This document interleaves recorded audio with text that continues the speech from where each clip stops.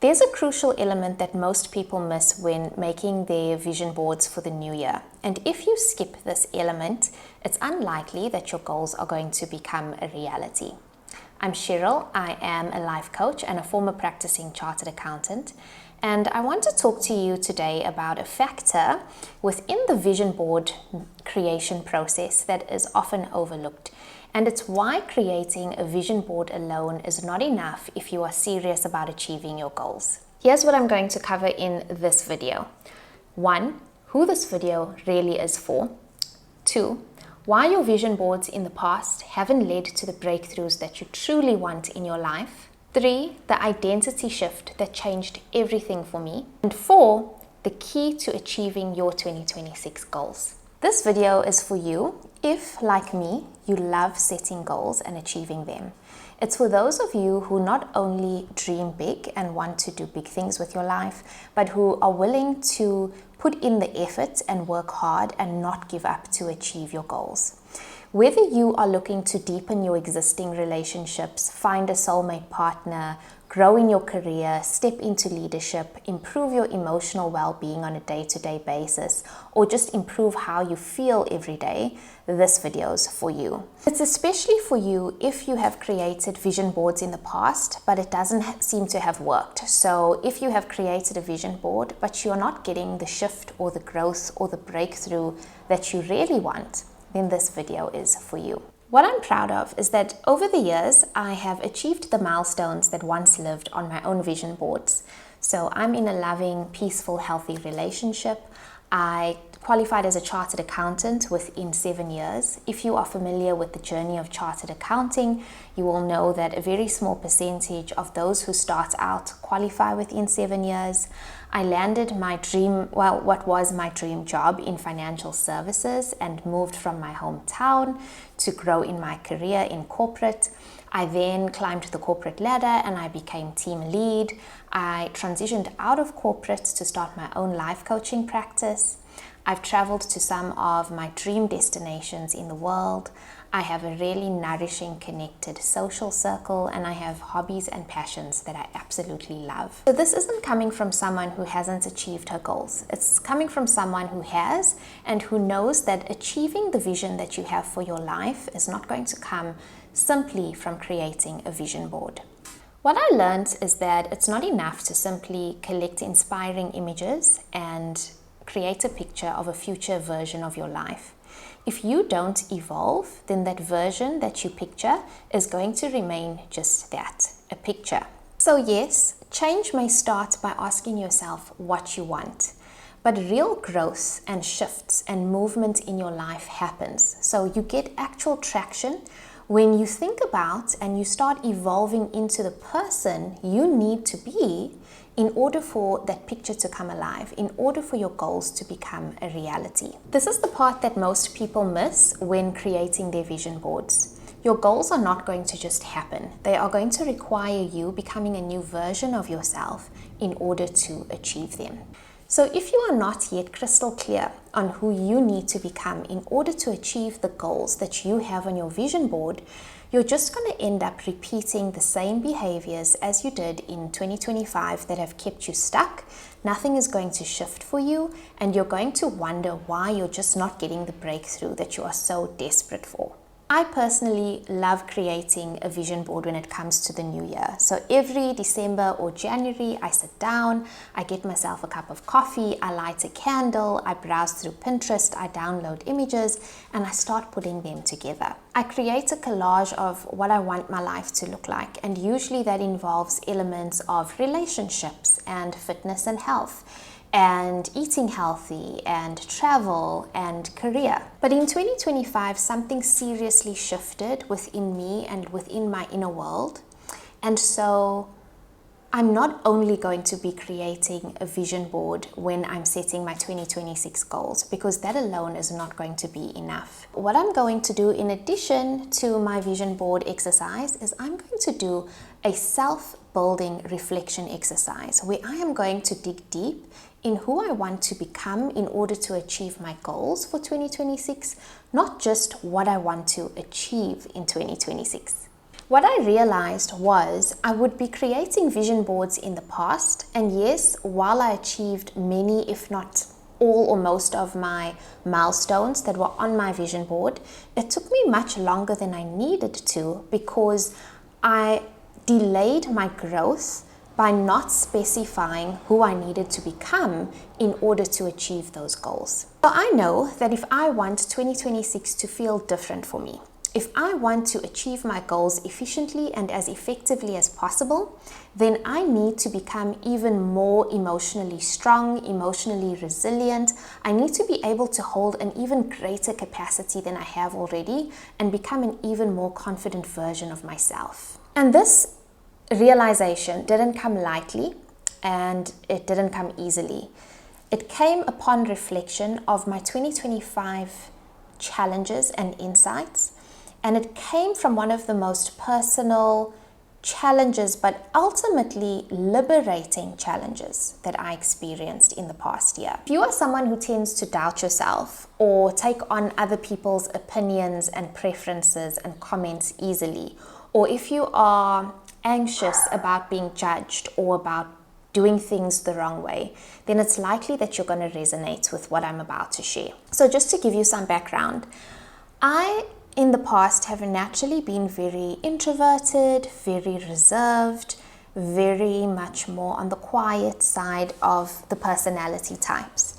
And so in the beginning of 2025, I made a conscious decision to build and strengthen my inner confidence. I felt that people knew the very polished, professional, reserved, quiet part of me, but I felt that they didn't know the soulful part of me. I felt like they didn't know my heart and my humor and my quirks. In the beginning of 2025, I made the decision to show more of my heart, my joy, my passions, my soul.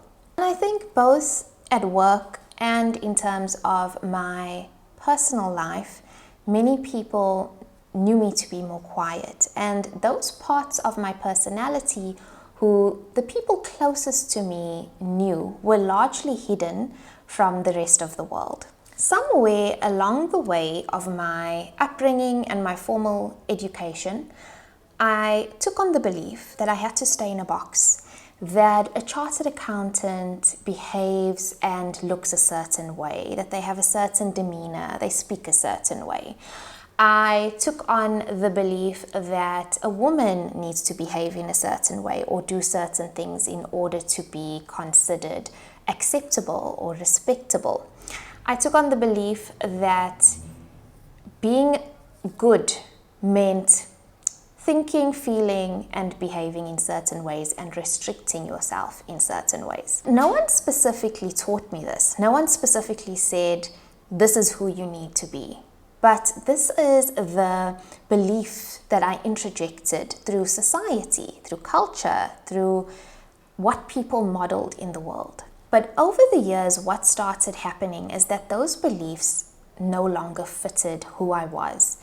They no longer fitted who I was authentically, and instead of feeling authentic, they started to feel suffocating.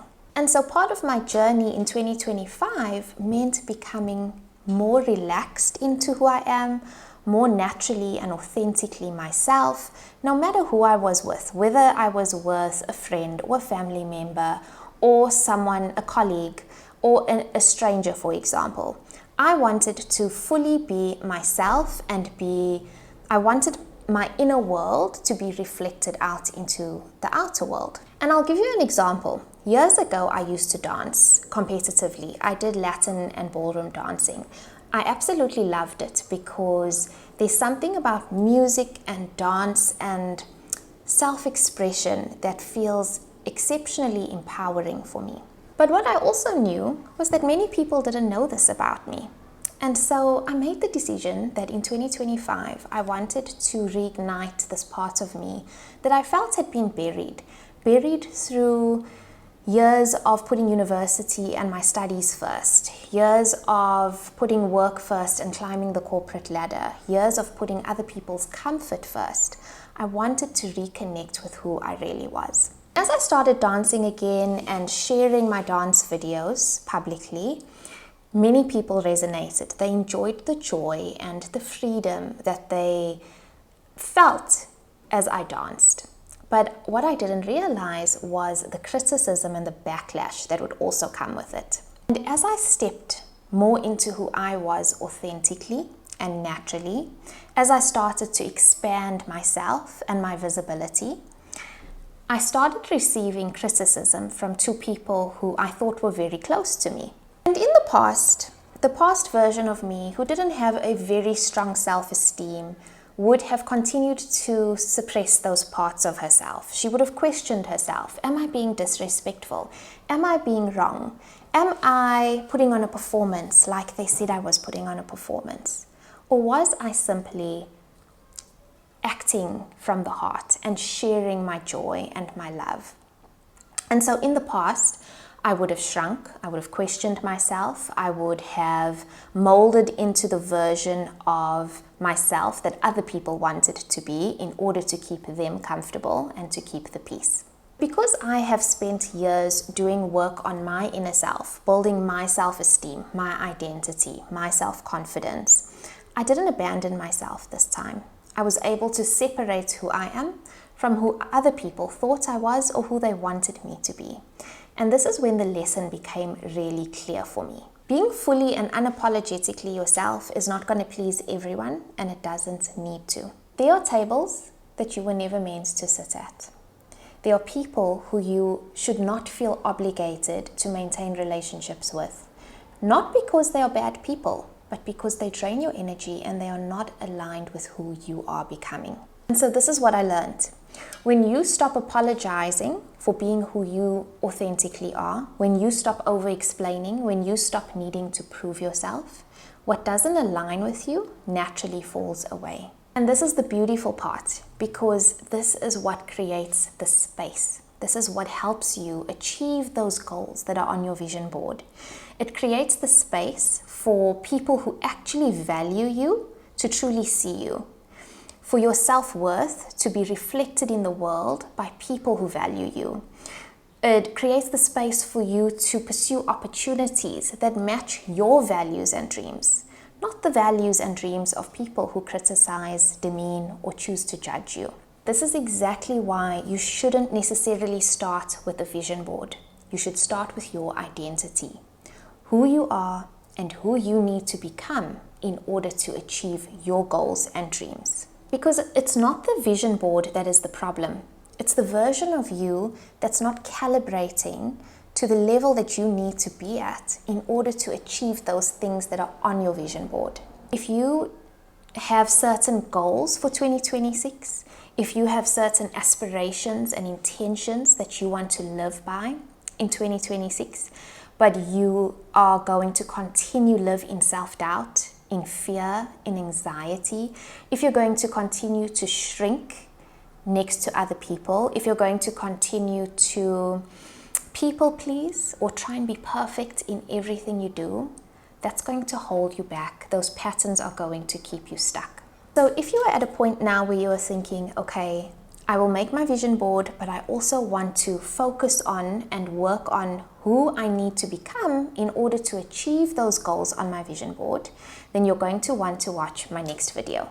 This is where I'm going to walk you through the exact 5 steps that you need to. There will be questions you need to ask yourself. There will be steps you need to follow. There will be aspects you need to address in order to become the best version of yourself in 2026. I want to give you this guide and these prompts and these steps because whatever vision you create for yourself, I want you to have something solid to stand on. If that video is ready by the time you are watching this, I will link it above and you can click on that and go ahead and watch it. I hope you enjoyed this, and until the next video, bye.